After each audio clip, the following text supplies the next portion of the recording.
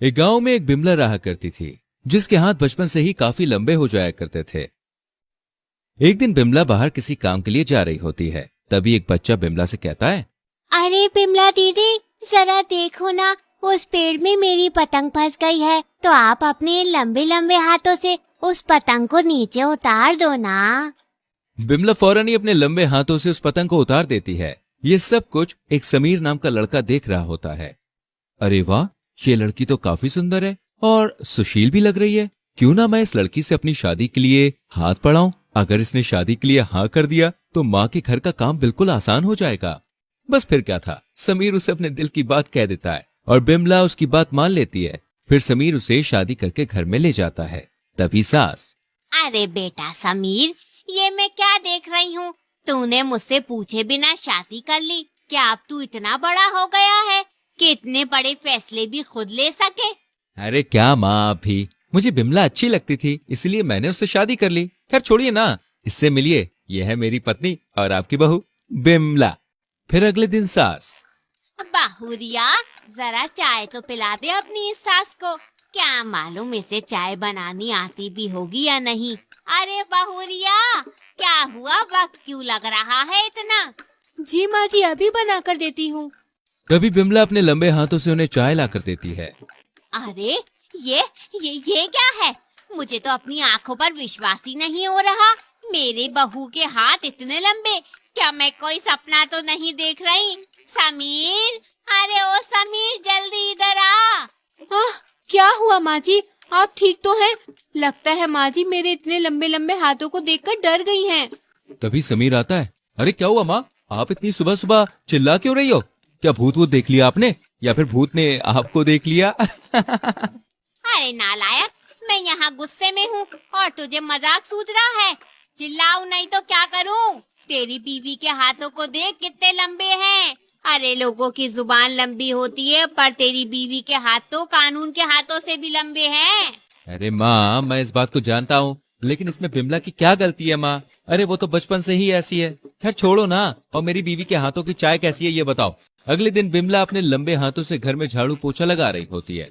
ये देखकर सास कहती है, वैसे इससे एक बात तो अच्छी हो गई, मुझे घर का सारा काम नहीं करना पड़ेगा। खैर छोड़ो, जो हुआ वो अच्छा ही हुआ। फिर एक दिन की बात है जब बिमला की सास की सहेलियां रेशमा और गीता घर में आती हैं। अरे मैंने सुना है कि तेरी बहुरिया के हाथ काफी लंबे हो सकते हैं, क्या ये बात सही है? हाँ, ये सही है। वो अपने इस लंबे हाथों से घर का सारा काम कर लेती है और मुझे कुछ काम भी नहीं करने देती। भगवान ऐसी बहू सबको दे।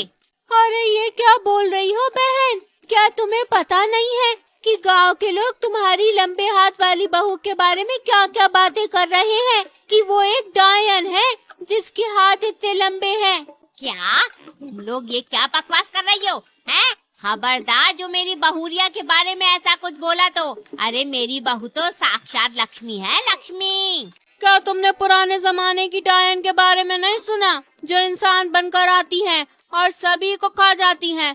वैसे उस डायन में और तुम्हारी बहू में एक बात सेम ही है कि दोनों के हाथ लंबे हो सकते हैं।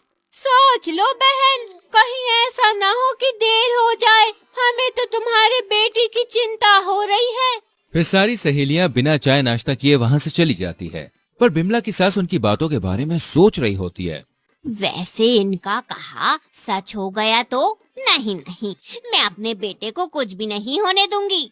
फिर बिमला की सास अपनी सहेलियों की बातों में आकर बिमला को घर से निकाल देती है। माँ जी, क्या हुआ आपको? आप अचानक से ऐसे कैसे बदल गयी? और मैंने ऐसा क्या गुनाह किया है जो आप मुझे घर से बाहर निकाल रही हो? अरे डायन कहीं की, मुझे तेरे बारे में सब पता चल गया है। अब निकल यहाँ से, और खबरदार, जो दोबारा मेरे या मेरे बेटे के पास आने की कोशिश भी की तो। फिर बिमला रोते रोते वहाँ से चली जाती है। अगले दिन समीर घर आता है। अरे माँ, बिमला कहाँ गई? मुझे कहीं दिखाई नहीं दे रही है। बेटा, मैंने उसे घर से निकाल दिया। अरे वो डायन थी, डायन। अगर हम उसे अपने घर में रखते तो वो तुम्हें और मुझे, हम दोनों को मार कर खा जाती। क्या डायन थी? फिर तो आपने बहुत ही अच्छा काम किया उसे घर से निकाल कर। माँ, फिर अगले दिन समीर अपने किसी काम के लिए शहर जाने वाला होता है, पर जैसे ही वो नदी के पास आता है तो देखता है कि नदी का जो पुल है वो टूटा हुआ है।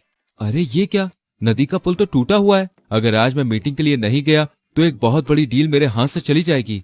अब मुझे नदी को तैर के पार करना ही होगा। तभी समीर उस नदी में छलांग लगा देता है, पर नदी का बहाव तेज होने की वजह से वो तैर नहीं पाता और डूबने लगता है।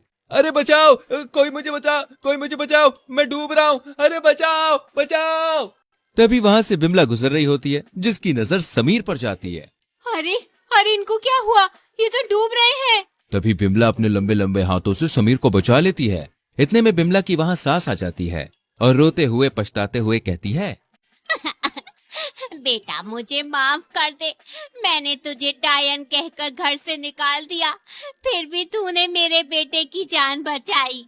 हाँ बिमला, मुझे भी माफ कर दो। मैंने भी माँ की बातों पे यकीन करके तुम्हें गलत समझ लिया, पर तुम तो बहुत अच्छी हो और लाखों में एक हो। नहीं नहीं, आप तो मेरे पति हो, आपकी जान बचाना तो मेरा फर्ज था। मैं आपको कैसे डूबने देती? आखिर सुहाग जो हो आप मेरे।